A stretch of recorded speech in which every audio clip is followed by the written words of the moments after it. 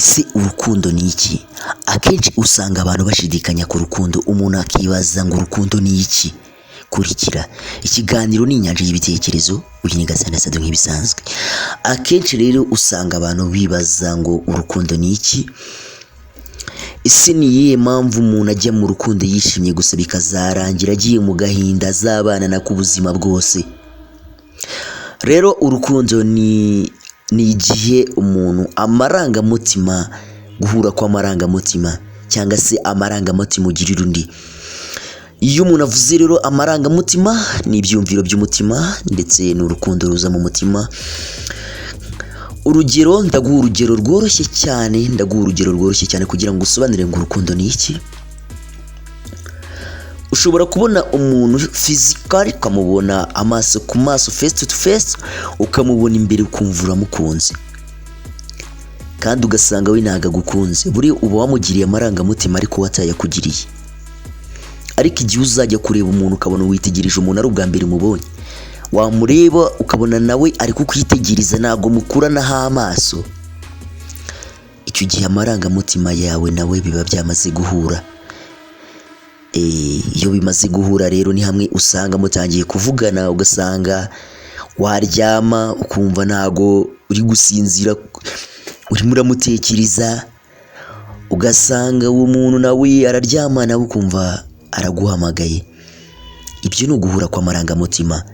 Ese ni ukubera iki dukunda ugasanga nyine tugiye mu gahinda? Icyo gihe umuntu wakunze wamugira amarangamutima ariko we ntabwo yigeze kugirira amarangamutima. Guys, mujye mubyumva neza. Igihe cyose uzasanga ukundanye n'umuntu mukabana, cyangwa se igihe cyose uzasanga ukundanye n'umuntu gusa nyuma ugasanga ari kukubabaza cyane bikagera naho wigunga ukarira, icyo gihe uzaba waramukunze ariko ataragukunze. Ndagira ngo usobanure neza yuko igihe cyose ukundanye n'umuntu nawe akagukunda bya nyabyo, ntago mwigira mubabazanya. Kabone niyo hagize akantu k'agakosa gashobora kuba hagati yanyu, gusa ukabona ni ngombwa yuko kakubabaza ndetse nawe kakamubabaza. Ndaguha urugero, ushobora kubonana umukunzi wawe ukamubona ari kumwe n'undi muntu w'umukobwa cyangwa se w'umuntu badahuje igitsina, bikakubabaza. Bikakubabaza kuko ushobora gutekereza ngo ari kuguca inyuma. Icyo gihe nawe iyo agukunda bya nyabyo, ari hamwe nakubwiye ngo amarangamutima ugirira undi, araza akakwikubita imbere akagusobanurira.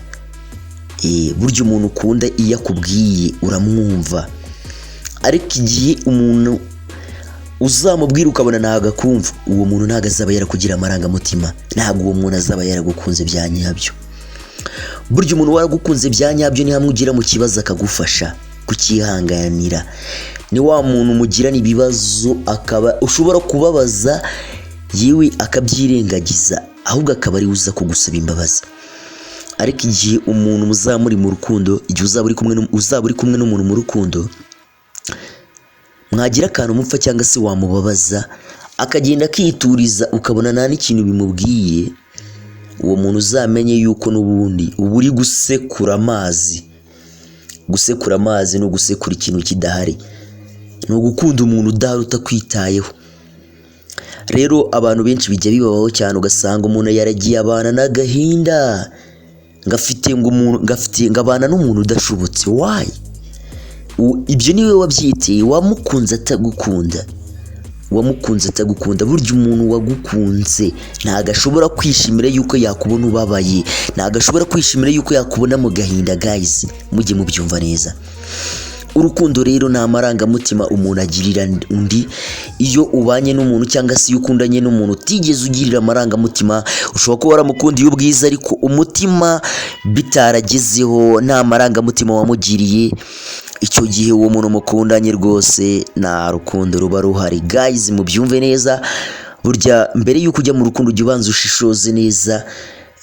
Burya umuntu wakunze nubona numara n'imyaka ngaho utarabona ngo umuntu ngo ukugirira amarangamutima cyangwa se ngo umuntu wiyumvamo, uzategereza azaba ataraza. Hari igihe kigera ukabona umuntu ugukunda by'ukuri ndetse nawe ukamwiyumvamo. burya guhubuka ngo ugiye gupfa gukunda ni ikintu kibi cyane guys. Isomo rero ry'ubuzima, inyigisho yacu cyari kugirira amarangamutima umuntu cyangwa se urukundo ni iki, gusobanukirwa urukundo. Gusa akenshi igihe uzahura n'umuntu akabona aragukunda kandi nawe ukamwiyumvamo, uzamukomeza uwo muntu, ntago abazigira kubabaza, kabone niyo mwababarana ntago akubabaza birenze, nanakubabaza cyangwa se ukamubabaza niwe uzaza kugusaba imbabazi. Ubwo rero abantu bibaza ngo urukundo ni iki, urukundo ni amarangamutima umuntu agirira undi biturutse ku mutima. Wamureba ukabona arakureba, ukabona sagukuraho amaso.